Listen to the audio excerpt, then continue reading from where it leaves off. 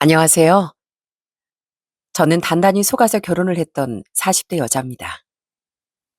요즘 뉴스나 이런 것에 사연을 들으면 세상이 참 무서워졌다는 걸 느낍니다. 아무렇지도 않게 범죄를 저지르고 사기를 치는 사람들이 너무 많은 것 같더라고요. 무언가 진실을 숨긴 채 결혼하는 사람들도 수두룩하고요. 저는 바로 그 후자에 속하는 일을 겪었답니다. 제 남편이란 사람에겐 기절초풍할 뻔한 비밀이 있었는데요. 그 비밀이 밝혀진 뒤 전 수두룩한 스트레스와 분노를 겪어야 했습니다. 바로 그 이야기를 지금부터 여러분께 이야기해 보겠습니다.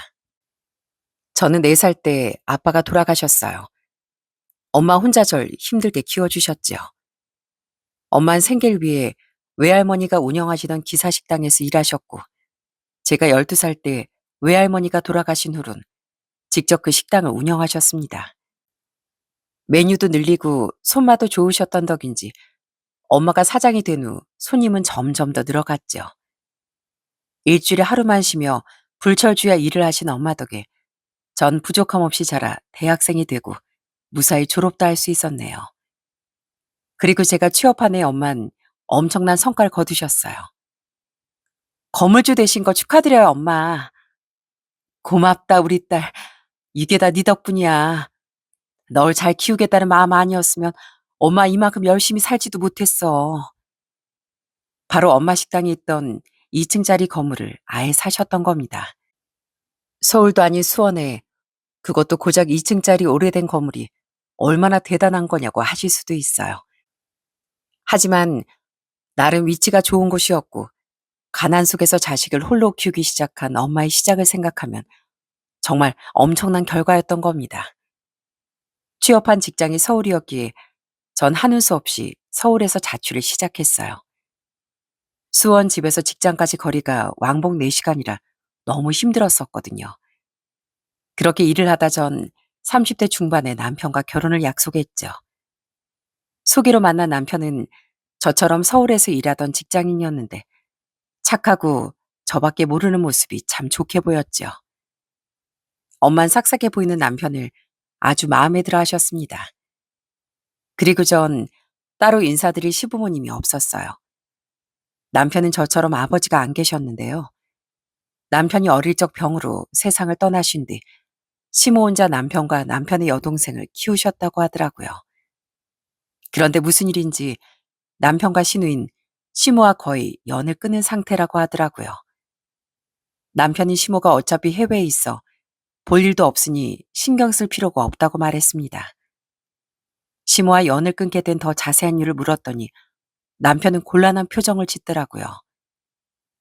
내가 너무 안 좋은 기억이 많아서 어머니에 대해선 그냥 안 물어보면 안 될까?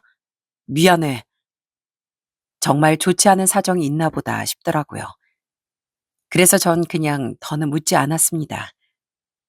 요즘에 부모 자식 사이에도 연 끊는 사람들이 많다는데 그냥 그런 집인가 보다 했죠. 저희 엄마도 남편과 사는 거지 부모님이 뭐가 그렇게 중요하냐고 하시길래 우린 무리 없이 결혼할 수 있었답니다. 전 결혼식 전에 시누이만을 만나볼 수 있었어요. 시누인 서울에서 공무원으로 일하고 있었는데 정말 착한 사람이더군요. 그리고 시모 이야기가 나왔을 때 화제를 돌리는 걸 보니 시누이도 시모 얘긴 하고 싶지 않아 하는 것 같아 더 묻지 않았죠. 그렇게 결혼한 뒤 남편은 놀라울 정도로 저와 엄마에게 잘하더라고요. 남편은 꼭 금요일 날이면 퇴근을 엄마 식당으로 하자고 말하곤 했습니다. 당신 매번 안 피곤해? 장모님 뵈러 가는 게 쉬는 거지 뭐. 장모님 손맛 끝내주시잖아. 가서 후다닥 밥 먹고 마감까지 도와드리고 오면 장모님도 매번 금요일이 얼마나 즐거우시겠어. 전 저렇게까진 생각도 못했는데 엄마를 생각해주는 남편의 마음에 감동했습니다. 물론 회식이 있거나 약속이 있으면 못 가는 날도 많았는데요. 그래도 꼬박꼬박 반갑게 찾아와주고 힘든 마감까지 도와주던 남편을 엄만 참 예뻐하셨죠. 한 번은 남편이 엄마에게 깜짝 선물을 하기도 했습니다. 가게 걱정이 많아도 너무 많은 엄마의 성격 때문에 전 엄마와 2박 3일 이상의 긴 여행을 가보지 못했는데요.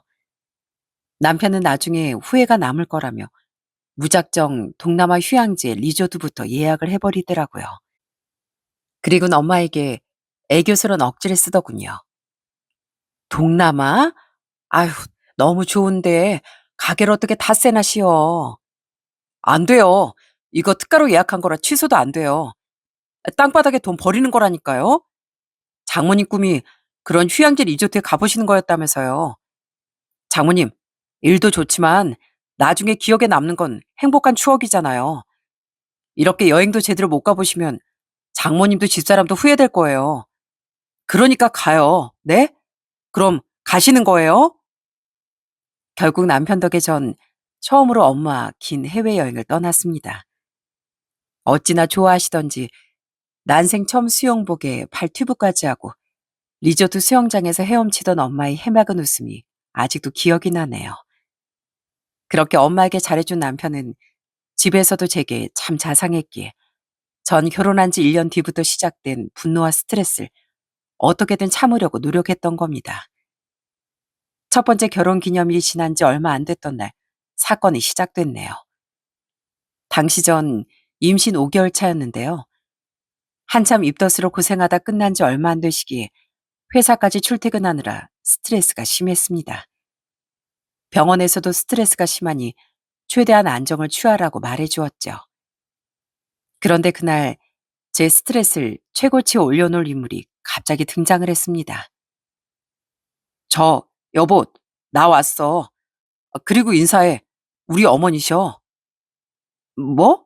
어머니? 어, 너무 늦게 소개시켜서 미안해. 어머니 인사하세요.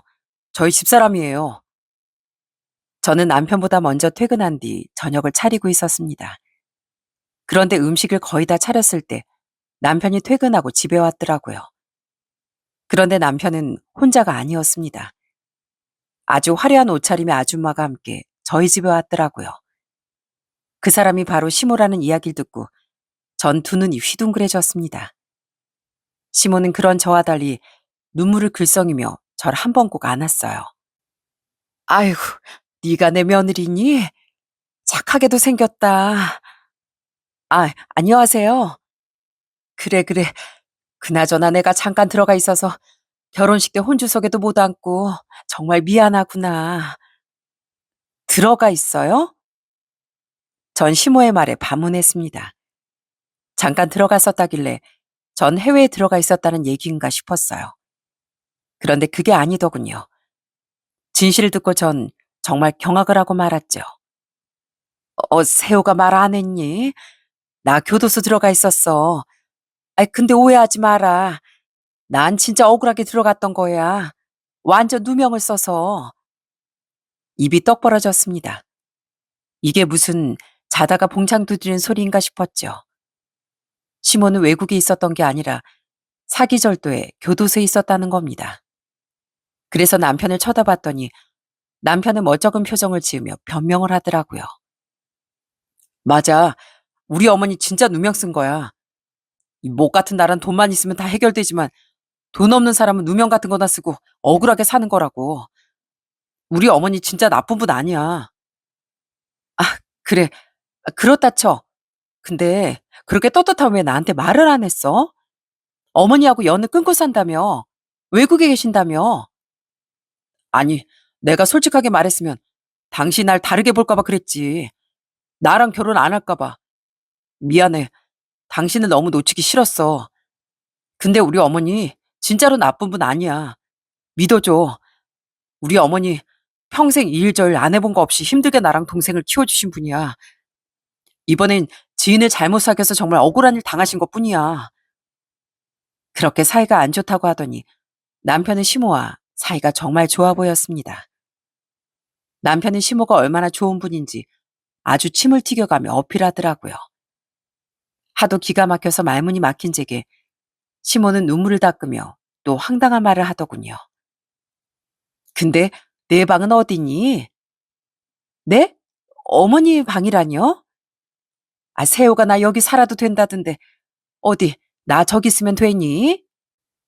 시모는 언제 눈물을 흘렸냐는 듯 금세 호호 웃으며 아기 방으로 쓸 예정인 작은 방으로 향했습니다. 진짜 이게 무슨 상황인가 싶어 전 남편을 따로 불러 조용히 말했어요. 난 이거 무슨 상황인지 전혀 모르겠어. 당신, 당신 어머니 데려온다고 나한테 상의도 안 했잖아. 심지어 나한테 처음부터 거짓말하고 결혼까지 한 건데 이렇게 뻔뻔하게 나온다고? 이제 막 들은 당신 집안 사정은 잘 모르겠고 난 이런 상황에서 당황스러운 학가는 못해.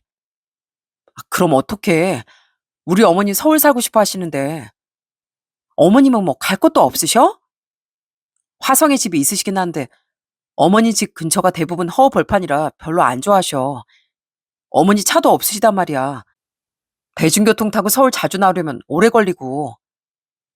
남편은 굉장히 곤란한 듯 자꾸 시모와 같이 살자는 식으로 말하더군요. 남편이 아무리 저희 엄마에게 잘해주었다고 한들 난생 처음 본 사람을 갑자기 모시라니요. 남편의 거짓말에 대한 화도 안 가라앉은 상황에서요. 전 남편에게 이를 꽉 깨물고 말했습니다. 서울에 꼭 살아야 할 이유가 있는 것도 아닌데 집이 있으면 집에 가시면 되지. 이건 너무 일방적이잖아. 며칠 정도야 괜찮지. 당신 어머니니까. 그런데 아예 같이 못 살아. 나 지금 스트레스 받으면 절대 안 되는 상황이라고 병원에서 말한 거 기억하지? 그러니까 당신이 알아서 어머님 집에 모셔다 드려. 제가 그렇게까지 말했건만 남편은 며칠 동안 절 설득하려고 들었습니다. 그리고 시모와 지내는 그 닷새 동안 저는 기절초풍하는 줄 알았습니다. 시모는 매너도 완전 바닥에 무례하고 이기적이기 짝이 없었거든요. 제 화장품이니 옷이니 다 멋대로 쓰곤 아무렇게나 널브러뜨려 놓는 건 기본이었어요. 제가 화를 내도 미안한 기색도 없이 내가 교도소에서 막 나와서 돈이 없지 않니. 그래서 네 거 좀 빌려 쓴 거 가지고 참 유난이다. 그리고 본 사람이 좀 정리해주면 되지. 이러기만 하더라고요. 당연히 남편에게도 화를 냈는데 남편은 도리어 제게 서운해하더군요. 옷도 화장품도 그냥 새로 사면 되잖아. 어머니가 돈이 없어서 좀 쓰신 게 그렇게 기분이 나빠? 난 장모님한테 잘했는데 진짜 서운하다. 보통 사람이라면 남의 물건을 쓸 때 조심스럽게 부탁하고 쓰는 거야. 우리 엄마가 언제 당신한테 환불하신 적 있어? 없잖아. 심지어 어머님이랑 난 본 지 이틀밖에 안 된 사이인데 이건 무례하신 거지. 빨리 어머님 집에 모셔다 드려. 남편은 끝까지 시모를 모셔가지 않고 버티더군요. 다음 날에도 그 다음 날에도 시모는 제 물건을 마음대로 가져다 썼습니다. 어디 그뿐입니까? 퇴근하자마자 임신한 며느리한테 고기가 먹고 싶으니 사라. 갈비찜이 먹고 싶다. 난 짠 건 질색이니 찌개 좀 싱겁게 끓여라 등등. 뭘 시키기만 하더라고요. 그리곤 설거지는커녕 먹은 식기조차 싱크대에 가져다 두지도 않고 소파에 들어누웠죠. 주말엔 좀 쉬어야 하는데 아침부터 방 청소 좀 해라. 아침은 언제 차리냐. 아주 난리도 아니었답니다. 난생 처음 보는 사람이 하는 시집살이에 진짜 사라진 제 입덧이 다시 올라올 것 같더라고요. 여섯째 되던 날 저는 남편에게 경고를 했어요. 당신 어머니 행동하시는 거 봤지? 좋은 분이면 또 몰라. 나 지금 며칠 만에 다크서클 올라오고 살까지 빠졌어. 애 잘못되면 그때 당신이 책임질 거야? 당신 선택은 둘 중 하나야. 나랑 살 건지 당신 어머니랑 살 건지. 이게 내 마지막 경고야. 결국 남편은 제 눈치를 보며 방 강제로 시모를 화성집에 모셔다 드리더라고요. 시몬 나가면서 끝까지 제게 이렇게 말했습니다. 이해, 너 정말 서운하다. 내가 뭘 그렇게 어쨌다고 사람을 내쫓니? 여기 넣으면 우리 아들 집이기도 한데. 그래도 어른인 내가 너 그렇게 참을 테니까 우리 자주 보자. 그리고 시몰 데려다주고 돌아온 남편은 제게 대놓고 서운한 티를 내더군요. 전 너무 화가 나 그날 남편에게 말도 걸지 않았어요. 그 이야기를 뒤늦게 들은 신우인 제게 미안해 어쩔 줄을 몰라 했어요. 그리고 그때 전 더 엄청난 사실을 알게 됐습니다. 실은 신우이도 시모 때문에 굉장히 고생 중이었다고 하더군요. 죄송해요, 새언니. 저라도 말했어야 했는데 오빠가 제발 조용히 해달라고 사정을 해서. 실은 저 엄마 진짜 안 좋아해요. 그래서 엄마 추소 날짜도 까먹었고요. 그래도 혼자 절 키워주신 분이니까 보고 살곤 있지만요.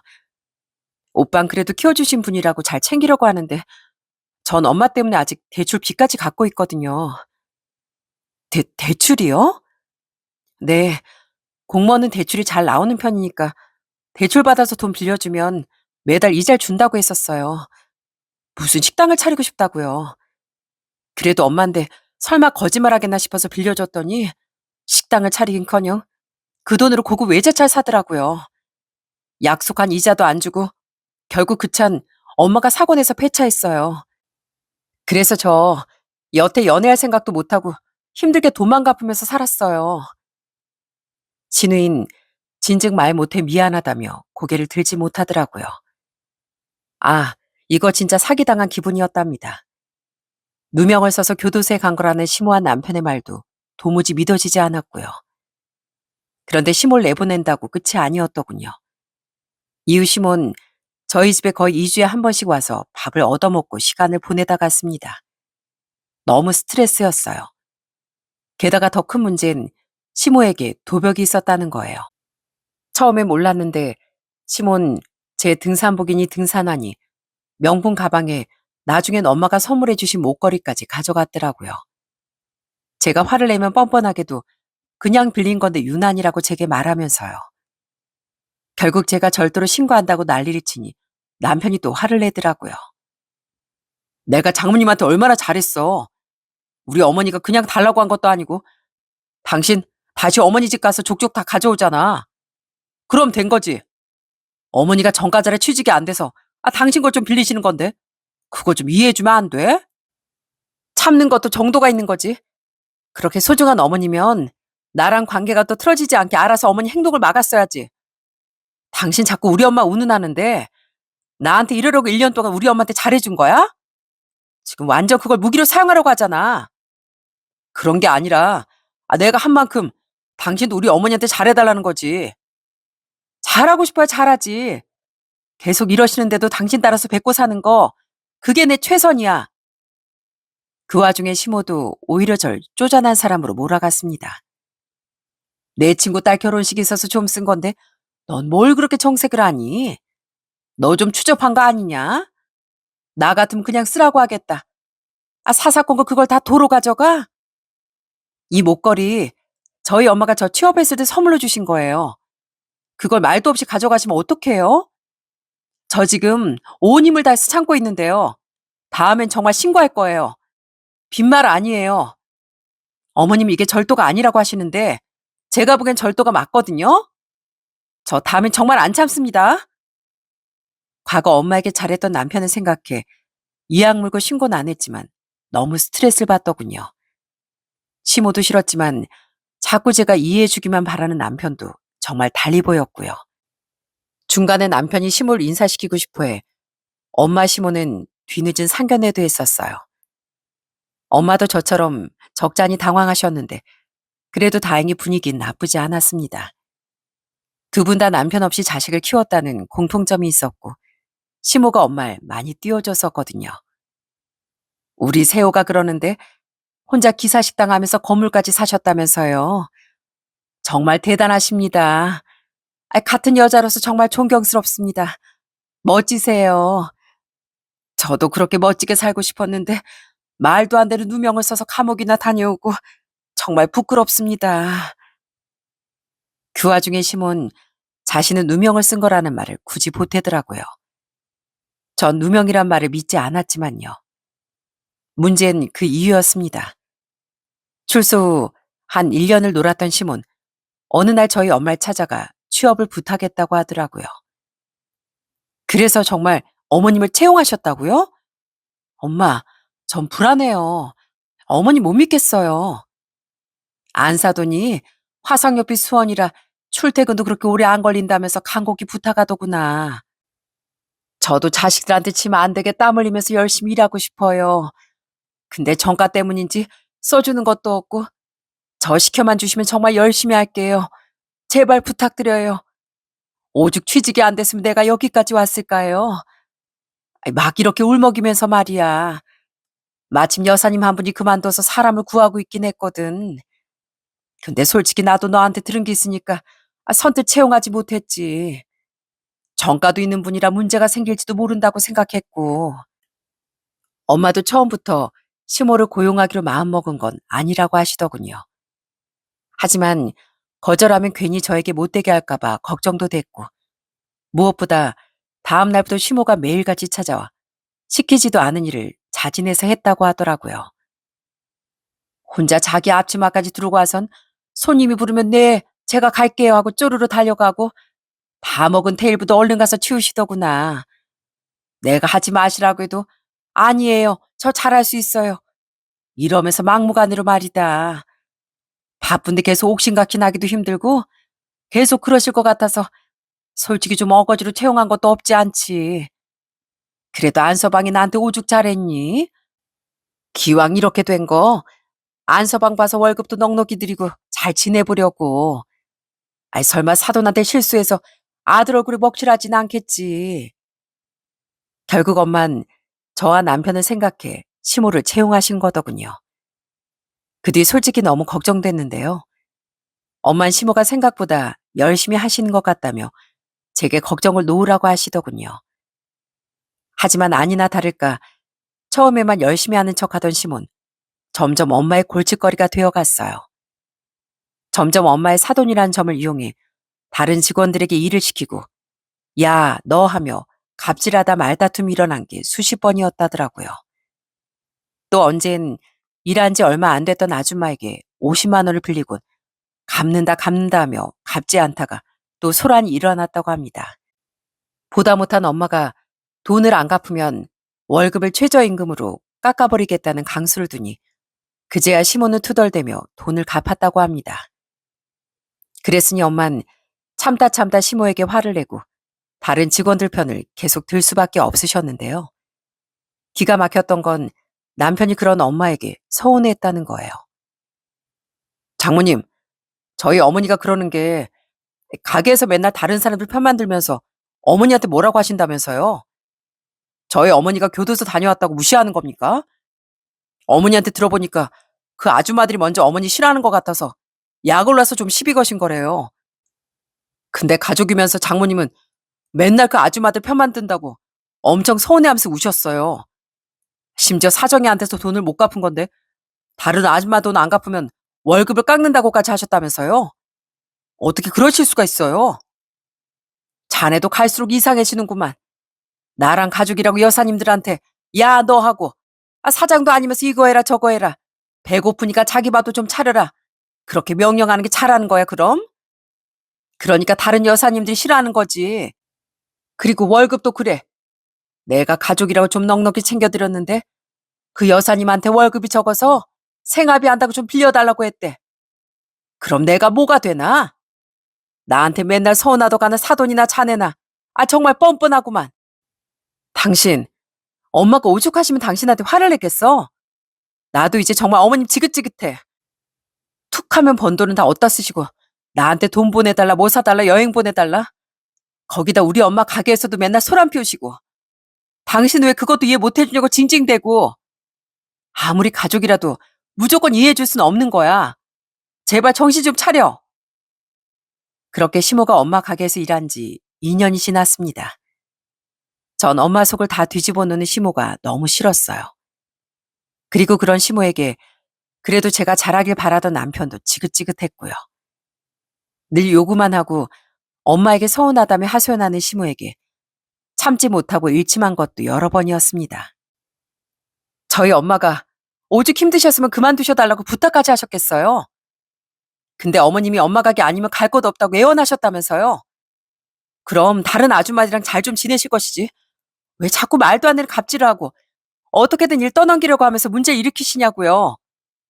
엄마가 어떻게 거기서 편을 들어요? 가족이 뭐 대수예요? 그럼 심오한 남편은 또 제게 서운하다며 난리를 치고 정말 악순환의 연속이었답니다. 남편이 엄마에게 잘해준 기억, 난생 처음 엄마를 억지로 휴양지에 모시고 가 행복을 선물해드린 일에 대한 고마움만 아니었다면 바로 남편을 뻥 차버렸을 겁니다. 하지만 그때의 기억이 너무 강렬해 어떻게든 꾹 참고 살았던 거죠. 그러던 어느 날 친정에 충격적인 일이 벌어졌습니다. 바로 저희 엄마가 폐암 판정을 받으신 겁니다. 매번 주방에서 연기를 들이마시다 보니 엄만 기침이 잦으셨는데요. 당시 기침도 너무 심하고 목소리에서도 쇳소리가 나시더라고요. 거기다 객혈까지 하셨다기에 전 놀라 엄마를 바로 병원에 모시고 갔습니다. 그런데 결국 암 확진을 받으신 거죠. 죄송해요, 엄마. 저 사는 거 힘들다고 엄마 몸이 이 지경이 되셨는지도 모르고 어떡해요? 왜 네가 죄송해. 너도 애 키우랴 회사 다니랴 살림하랴 바쁘게 사는 거 아는데 그래도 너처럼 엄마 챙기는 따로 없다. 엄마 괜찮어. 잘 이겨낼 거야. 엄만 괜찮다고 하셨지만 수술조차 불가능한 상황에 앞이 막막하더라고요. 엄마 이렇게 잃는 건 아닐까 너무 두렵더군요. 그래서 전 직장에 장기 휴가까지 내고 엄마를 간병하기 시작했습니다. 애도 봐야 했으니 온전히 엄마 옆에 붙어 있을 수는 없었지만 그래도 최대한 엄마 곁을 지키고 싶었죠. 전 엄마 앞에서 눈물을 참고 애써 밝은 모습을 보이려 노력을 하며 엄마를 간병을 했어요. 그런데 안정해야 할 엄마의 심기를 자꾸 불편하게 만드는 사람이 있었습니다. 누군지 말 안 해도 아시겠죠? 그건 시모였습니다. 엄만 투병 중이라 식당에 나가지 못하는 대신 가장 오래 일하신 이모님과 주기적으로 연락을 하며 가게 상황을 확인하셨는데요. 시몬 엄마가 없으니 완전 자기 세상처럼 아주 개판을 만들어 놓고 있었더군요. 사장님, 민숙 씨 이번에 그만둔대요. 안연자 그 여자 갑질이? 아휴, 사장님 없으니까 그게 달했어요. 자기가 무슨 사장 행세를 한다니까요. 힘든 건 하나도 안 하고 카운터만 보려고 하고 뭐 하나 마음에 안 들면 지가 뭔데 그만두라 말아 하기까지 해요. 손님들한테 또 어떻고요? 눈치 볼 사장님 없으니까 손님이 부르든 말든 자기 통화할 거 다 하면서 아이 좀 기다려야 하고 화를 낸다니까요. 제가 볼 때 기겁하고 달려가는데 저 없을 때 다른 직원들은 감당하기도 힘들어해요. 아, 이러다 그 여자가 사장님 가게 다 말아먹겠어요. 한 번은 이모님과 엄마의 통화를 듣는데 기절할 뻔했습니다. 엄만 시모에게 몇 번이나 주의를 주셨는데 시모는 이모님이 과장하는 거라며 도리 억울해하셨죠. 결국 엄만 투병한 지 반년 뒤 시모를 자르셨습니다. 결정적인 이유가 있었는데 그건 바로 시모가 식당 금고에 손을 댔었다는 거죠. 요즘 현금 손님이 잘 없다지만 그래도 현금이 들어오긴 했고 한 번씩 현금으로 2, 30만 원씩 선결제해두는 손님들도 있었거든요. 계속 돈이 없어지는 것 같다는 이모님 말에 CCTV를 확인해 보니 글쎄 시모가 몰래 돈을 빼가고 있었다고 하더라고요. 엄마가 없으니 시모는 아주 간이 제대로 커졌던 겁니다. 엄만 시모를 불러 CCTV 영상과 수집한 증거를 모두 내미셨어요. 그런데 시몬 끝까지 반성이라는 걸 모르더군요. 다 합치니까 120만 원 정도 되네요. 돌려주시고 그만두세요. 저 더는 못 참습니다. 아이 정말, 아이 1,000만 원도 아니고 고작 120 가지고 정말 쪼잔하십니다. 혼자 먹고 살다 보니까 좀 빠듯해서 빌려 쓴 거 가지고 정말 이러실 거예요? 안서방 봐서 신고는 안 하는 겁니다. 100만 원이든 100원이든 남의 돈을 가져갔으면 빌린 게 아니고 훔친 거죠. 정신 좀 차리세요. 애들 보는 앞에서 창피하지도 않습니까? 엄만 뻔뻔한 시모에게 차갑게 말하셨습니다. 그 와중에 시모한 남편은 끝까지 서운해하더라고요. 저는 너무 화가 나 그냥 고소해버리자고 했는데요. 그러자 덜컥 겁에 질린 시몬 우선은 돈이 없다며 100만 원을 갖고 싹싹 빌더라고요. 결국 엄만 그런 시모를 한번 봐주기로 했습니다. 에휴, 힘도 없어서 고소고 뭐고 할 여력도 없다. 20만 원도 주던지 말던지 이제 안 사돈 때문에 골치 좀 그만 썩고 싶구나. 아예 신경을 끄고 싶어. 엄만 이제 시모에게 완전히 지치셨던 겁니다. 그런 엄만 결국 투병한 지 10달 만에 세상을 떠나셨죠. 처음엔 그래도 좋아지시는 것 같았는데요. 갑작스런 다른 전이 발견과 합병증으로 인해 혼수 상태에 빠져 일주일을 중환자실에 계시다 그대로 떠나셨습니다. 너무 갑작스러운 마지막에 전 제대로 된 작별 인사도 하지 못했습니다. 엄마, 이렇게 갑자기 가시면 전 어쩌라고요. 아직 키워주셔서 감사했다는 말도, 더 잘해드리지 못해서 죄송했다는 말도 못했단 말이에요. 엄마, 엄마. 심장이 뜯겨져 나간 고통에 전 장례를 치르며 절규를 했습니다. 엄마가 이렇게 빨리 떠나셨다는 사실이 도저히 믿기지 않더라고요. 그리고 장례 이튿날 찾아온 신우이와 함께 시몬, 엄마를 원망하던 몇 달 전과 달리 진짜 가족을 잃은 사람처럼 오열을 하더라고요. 아이고, 사돈, 이 아까운 나 이렇게 가십니까? 좋은 친구가 생겼다고 생각했는데 애미 걱정은 마세요. 제가 잘 돌볼게요. 부디 좋은 곳으로 가세요. 어찌나 서럽게 울던지 조문객들이 깜짝 놀랄 정도였어요. 하지만 전 시모가 곱게 보이지 않았습니다. 전과자인 자신에게 호의를 베풀어 채용시켜준 엄마에게 거의 마지막까지 엄청난 스트레스 주었던 시모가 곱게 보인다면 그게 더 이상한 거겠죠. 시모가 돌아간 후 전 남편과 남은 장례 일정을 모두 마쳤습니다. 그리고 낙골당에 엄마를 모신 뒤 집으로 돌아오고 있었죠. 너무 울다 지쳤던 전 그만 깜빡 잠이 들었는데요. 눈을 떠보니 서울로 가는 길이 아닌 것 같더라고요. 당신 어디가? 이 길 맞아? 아, 어머니 집에 잠깐 볼 일이 있어서 잠깐만 들렀다 가자. 뭐? 아, 나 너무 피곤해. 어머님 뵐 정신 없으니까 그냥 집에 가자. 진짜 잠깐이면 돼.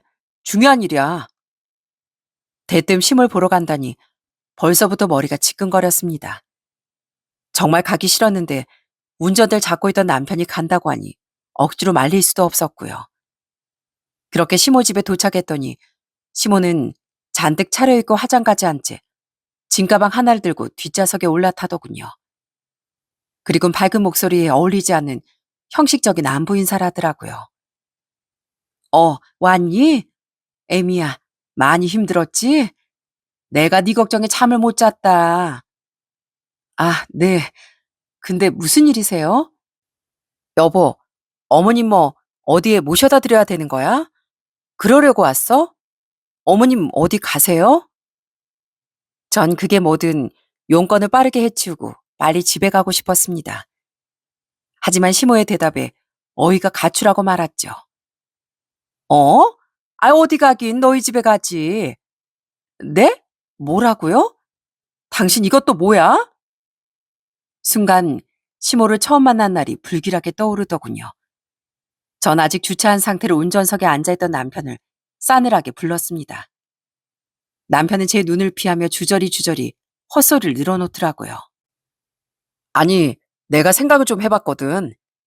장모님 돌아가신 거 보니까 우리가 장모님 모시고 살았으면 조금 더 빨리 암을 발견하지 않았을까 싶더라고.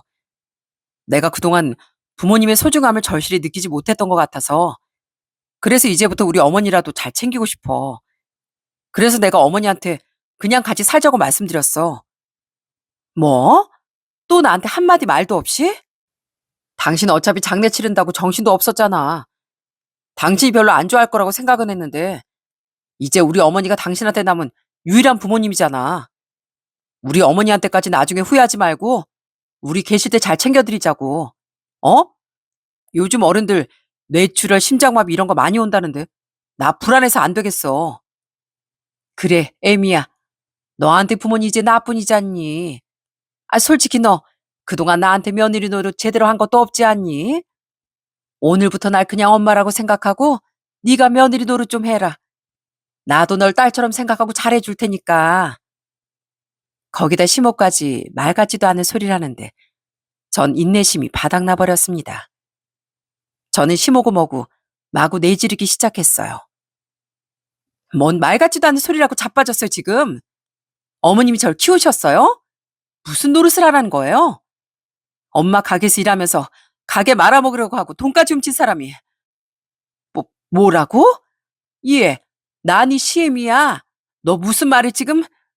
왜요? 시어머니시면 맞는 말 좀 하면 안 되나요?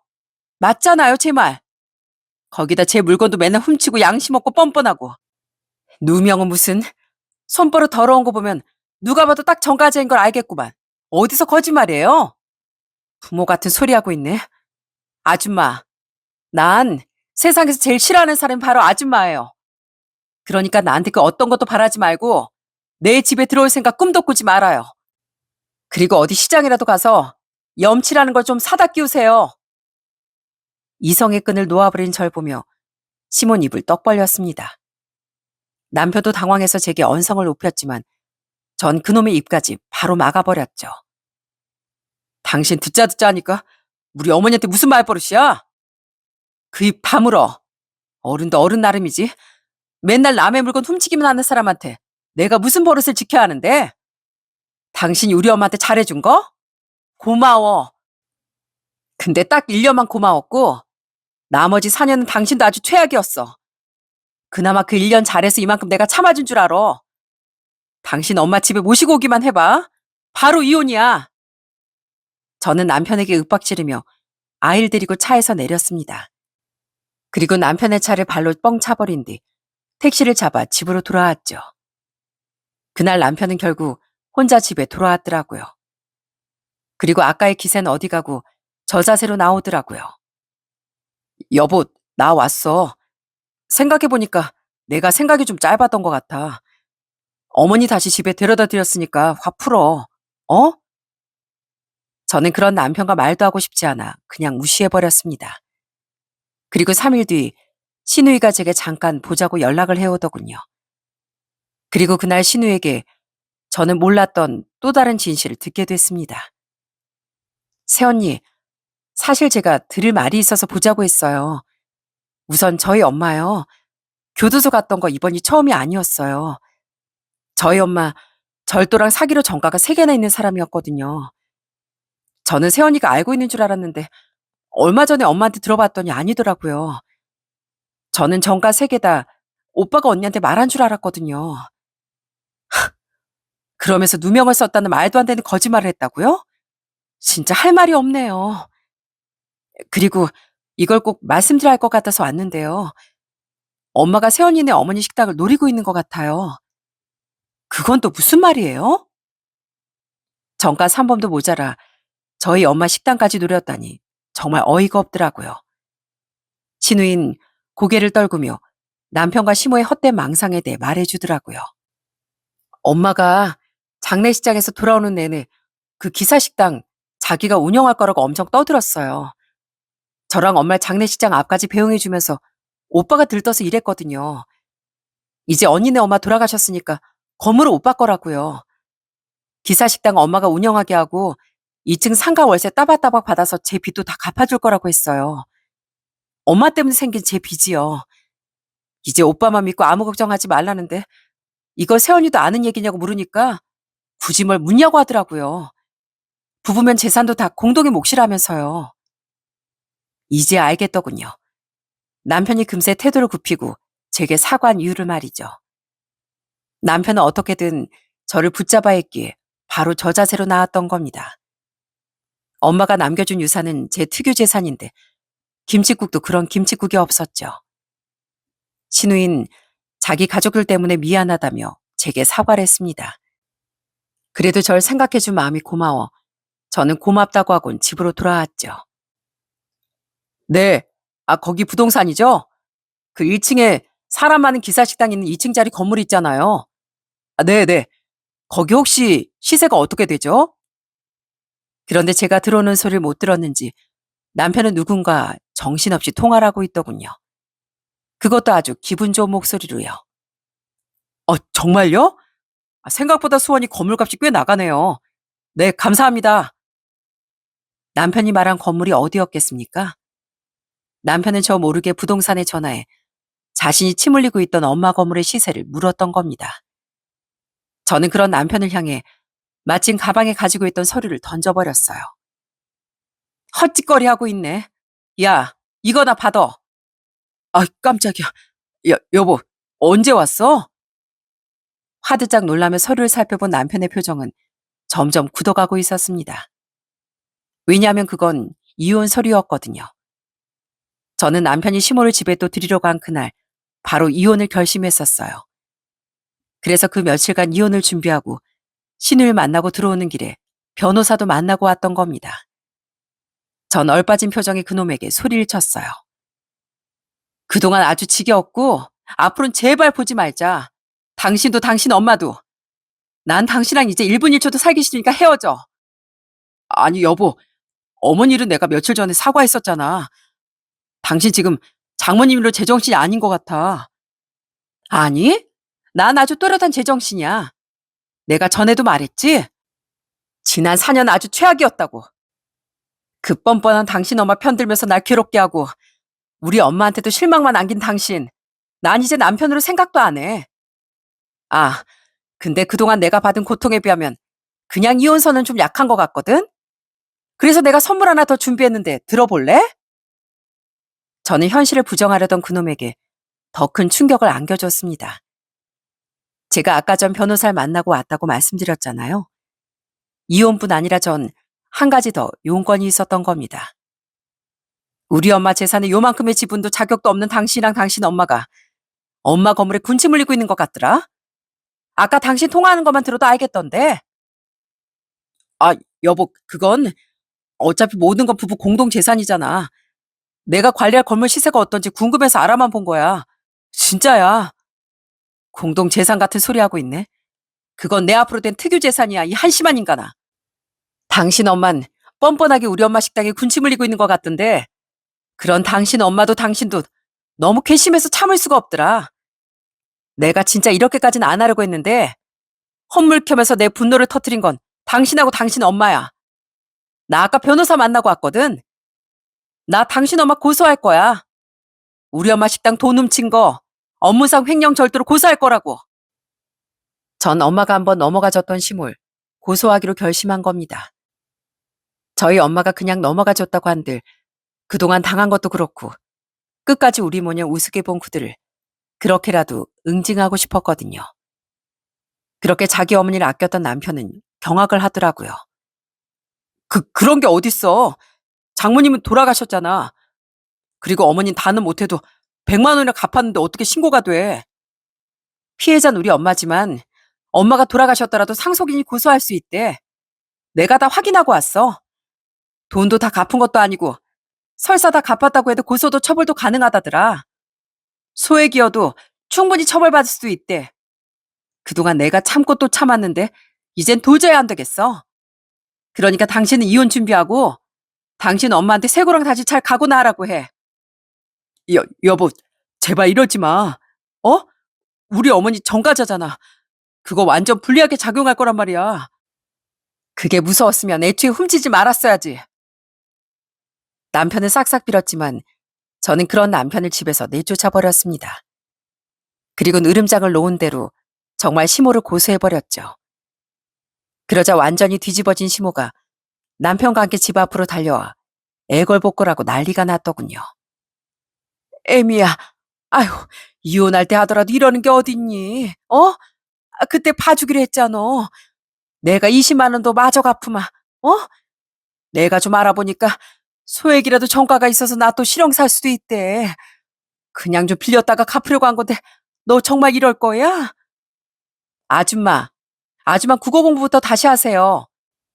맨날 훔친 주제에 빌렸다고 하는 게 제대로 공부 좀 다시 하셔야 될 것 같네요. 아주 상습적으로 졸도하는 아줌마 같은 사람은 다른 사람들 위해서라도 죗값을 치러야 돼요. 감히 우리 엄마 식당을 넘봐? 우리 엄마랑 똑같은 대접받길 원해?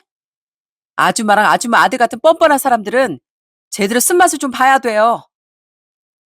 그래도 심한데 심한 거 아니냐고 할 수도 있을 테지만 전 그들이 그만큼 괘씸했습니다. 전 끝까지 시모를 용서하지 않았어요. 그리고 시모는 결국 정식 기소로 넘겨져 집행유예 처벌을 받았죠. 소액이어도 증거가 확실했고 동종 전과가 있다는 것과 반복 범행이라는 것이 무겁게 적용된 겁니다. 그리고 저는 남편과 이혼하면서 받을 수 있는 건 전부 받아냈어요. 이혼 과정에서 알고 봤더니 남편은 그동안 저 몰래 시모에게 다달이 용돈까지 보내고 있었더군요.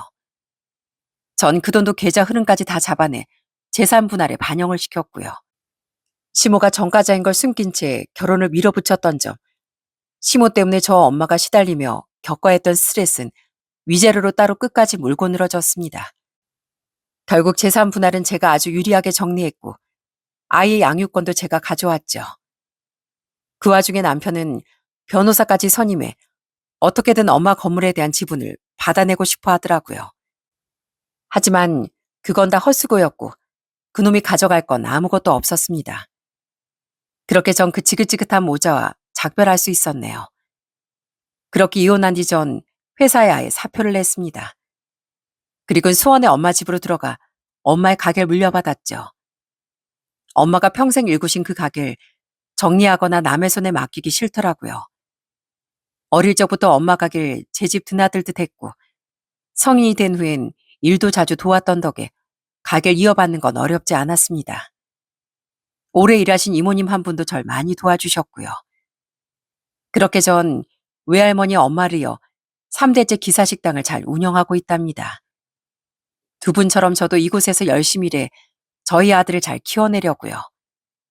다행히 아빠를 잘 찾지도 않고 방긋방긋 잘 웃는 아이에게 저도 저희 엄마처럼 오래오래 좋은 부모가 되어주고 싶습니다. 한편 3년이 지난 지금 전 남편은 어떻게 됐냐면 말이죠. 전 남편은 이혼하고 나서 시모를 모시고 살았나 보더군요. 그런데 여러분, 시모가 어떤 인간입니까? 자기 딸도 등쳐먹은 사람이잖아요. 그런 사람이 자기 아들 뒤통수라고 안 쳤겠습니까? 여보, 정말 미안한데 나 지금 양육비 보낼 처지가 아니야. 나 어머니한테 당했단 말이야. 저는 몇 달 전부터 전 남편이 양육비를 안 보냈길래 오랜만에 전화를 걸어 독촉을 했어요. 그랬더니 전 남편이 엉엉 울며 시모에게 돈을 다 털렸다고 말하더군요. 사정이야 자세히 모르겠지만 시모 남편에게도 사기를 친 모양입니다. 남편에게 명의만 좀 빌려달라고 했다는데 남편 앞으로 막대한 빚만 만들어 놓고 도망갔다고 하더라고요. 그리고 얼마 뒤 시모는 다른 사람에게도 사기를 친 혐의로 부산에서 잡혔다고 합니다. 도주 위험이 있다고 판단되어 당시 시모는 구속이 된 상태였고요. 내가 어머니한테 얼마나 잘해드렸는데 어떻게 어머니가 내 뒤통수까지 칠 수가 있어? 우리 어머니 이번엔 진짜 아마 실형을 오래 살 것 같대. 뻔뻔하게 나한테 편지 보내서 합의금 좀 마련해달라고 하는데 진짜 어이가 없더라. 날 완전 호구로 본 거지. 나도 내 동생도 이젠 진짜 어머니랑 연 끊기로 했어. 전 남편은 꺼이꺼이 울며 인생이 허무하다고 말했습니다. 저는 괜한 동정심에 사로잡혀 다시금 이혼 전의 스트레스를 받고 싶지 않았어요. 그래서 어줍지 않은 충고도 하지 않고 다시 양육비에 대해서만 말했죠. 그러자 전 남편은 불쌍한 척 제게 사정을 하더라고요. 여보, 나 진짜 지금 빚밖에 안 남았어. 생활도 겨우겨우 입에 풀칠만 하고 있다고. 제발 조그만 사정 좀 봐줘. 없는 걸 어떻게 털어서 주란 말이야. 근데 여보, 혹시 지금 장모님 댁 들어가서 살고 있어? 거기 방 많잖아. 나 지금 고시원에 살고 있는데 혹시나 거기서 신세 조그만 지면 안 될까? 여기 너무 답답해. 이제 우리 어머니도 없으니까 우리 사이 사실 문제될 것도 없잖아. 가지가지 한다 진짜. 아직도 정신 못 차렸구나. 내가 진짜 엮이기 싫어서 입 다물고 있으려고 했는데 한마디만 할게. 정신 차려. 당신도 도둑질만 안 했지. 우리 엄마 재산 날로 먹으려고 한 건 당신 엄마랑 똑같은 인간이야. 우리의 가장 큰 이혼 사연 당신 엄마가 아니라 당신이었다고. 그러니까 제발 정신 차리고 최대한 빠른 시일 내에 애 양육비나 보내. 전 이 와중에도 미련을 내비치던 그놈에게 결국 참지 못하고 소리를 질러버렸네요. 그게 한 석 달 전쯤이었는데 아직 전 남편은 양육비를 못 보내고 있습니다. 그래서 없는 인간한테 그 돈을 어떻게 받아내야 하나 고민이 많은 상태고요. 그리고 전 시모가 결국 얼마만큼의 실형을 받았는지 신우이가 어떻게 지내는지는 잘 모릅니다. 이혼 후 마지막으로 작별 인사를 한 뒤 신우이와 연락한 적이 없었으니까요. 그래도 그 집안에서 유일하게 멀쩡한 사람이었던 신우이에게만은 좀 좋은 날도 찾아와 주었으면 합니다. 여러분, 전 최소한 사람이라면 남에게 피해 끼치는 걸 미안해할 줄은 알아야 한다고 생각해요.